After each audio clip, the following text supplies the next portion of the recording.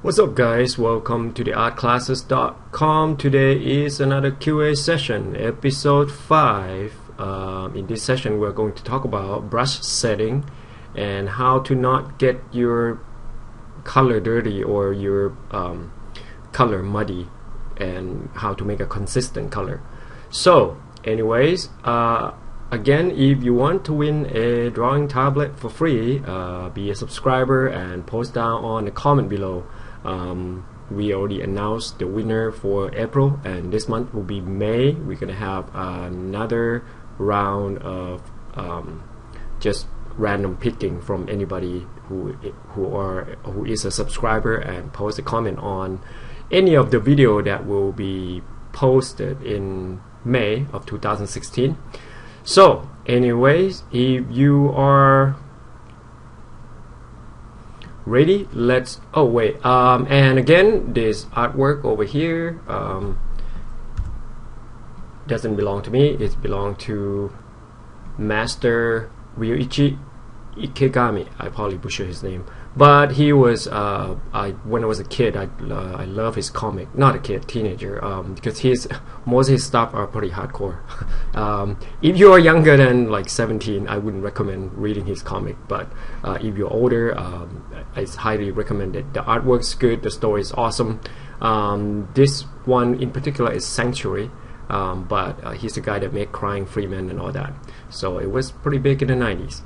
Alright guys, well, let's get started.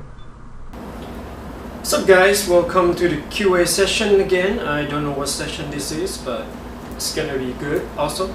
So, well, hope you guys are doing well. Alright, let's get Yaytso Lev. I don't know how to, I butchered your name, I'm sorry. What are your brush settings? Every time I draw in Photoshop, my brush look very thick and unclear.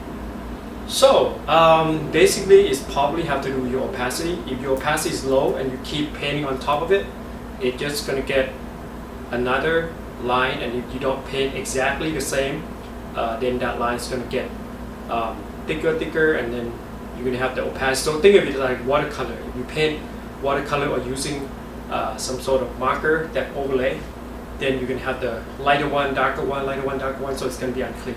The way to clean that up is basically pick the 100% opacity, paint over that, whatever area that you want to designate this part, and then use the other area, which if it's lighter, then use 100% opacity, paint over that.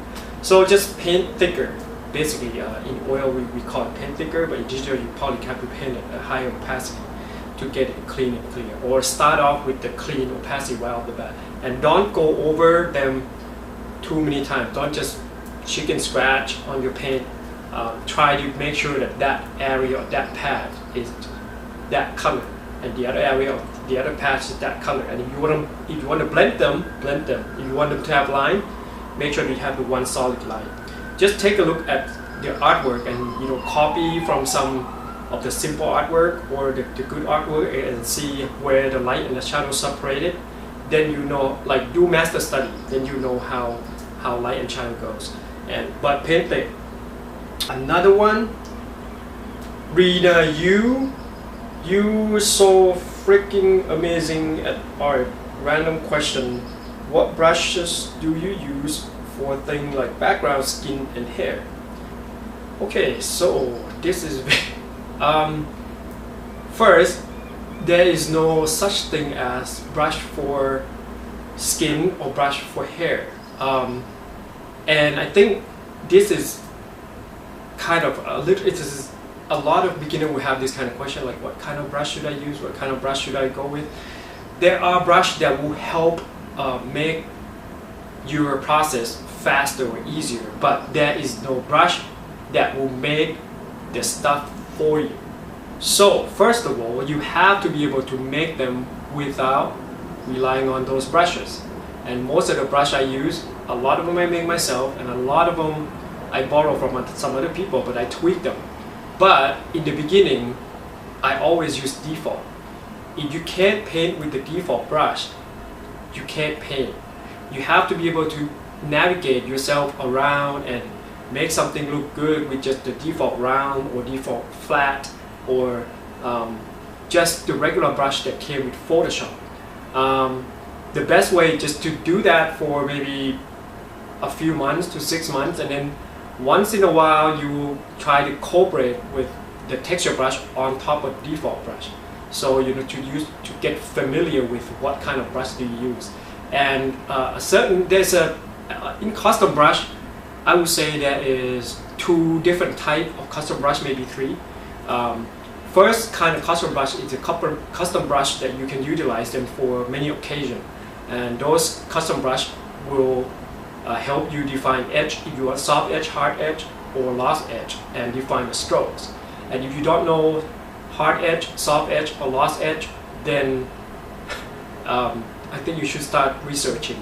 Then you don't really know how to paint, because you have to know what are the soft edge, what are the hard edge, and what are soft edge, and what are the lost edge, because those are really important. The soft edge are the one that are blend, where you don't see light and shadow. Hard edge where you have a highlight between light and shadow. I think I might have a video on that. You go take a look. So there are brush that you can utilize them to use in many occasions, and there are certain kind of custom brush that's specially made for specific tasks, like say a bunch of birds, custom brush, or certain pattern, you know, like lace, or windows for buildings, or ledge for building, or crane. So those are the custom brush that you use for specific purpose. So yeah, there are so many kind of custom brush, and it's going to take you a long time to learn. So be patient. Try to make stuff that look good. Try to get to know your tool. Don't jump around, because I see a lot of people that jump around and they get intimidated by the tool. Start with simple. Just like, you know, when you draw, you can draw good. You don't need anything else except pencil, paper, and eraser. And then once you kind of like, oh, I'm getting good at my pencil, let's try different numbers. You know, just move along as you go. Don't rush things. Don't look at stuff and be like, oh, that's cool, I want to do that. You have to know what you want to do, and you have to make sure that your foundation is solid. Light and shadow, default is fine, and just expand from there. Okay, I hope that clear question. Another question is Mahdee Saleh. Sorry, I butchered your name, I'm pretty sure. In relation to the anatomy stuff, I do remember that you are a strong advocate for using live drawing classes to master drawing anatomy. But how much knowledge of individual muscles, etc., etc., would you say one needs to be good at drawing people? Just curious, because I'm a second-year med student, and knowing anatomy has honestly helped me a lot. Well, usually I'll just go to live drawing just to get myself better with the figure overall, and the proportion, the pose, everything else.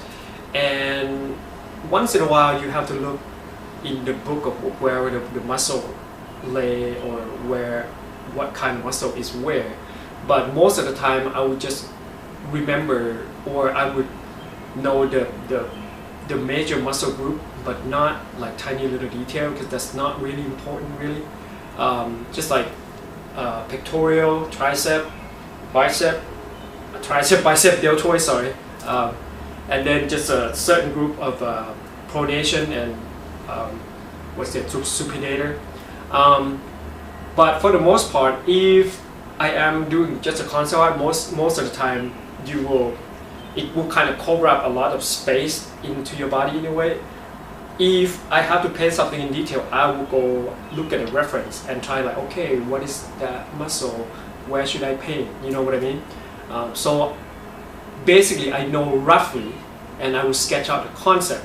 And if I really need, or that part of the body is visible through the concept, or if I'm doing a big concept, is not really that important. But if it's like a book cover or something that will be print, it will be there forever. So I really have to take a look at what the actual muscle actually look like, or if they have the hand, like what position of the hand like this, I have to like take a photo of my hand or something, or that, or a certain position that you're not familiar with, or you can't just guess. You have to take a look, and that's what reference come in. If you are a professional, you have to make sure everything you do enough research. You can't just throw in things that doesn't look real or doesn't, or just guess.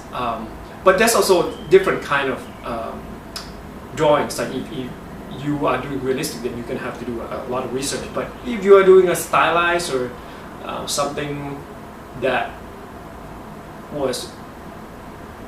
you come up with, then you base that on the realism, but then you branch out and make it a little bit more stylized. So it depends on what you do. But just kind of like if you make a hand fingers become a really square-ish, you know, like animation-wise, then you don't have to be realistic about that. But it's still the proportion and the measurement is still based on the realism. So everything gonna have to be related to realism. So I hope I'm not going off the topic here, but yes, it's equally important. So do both.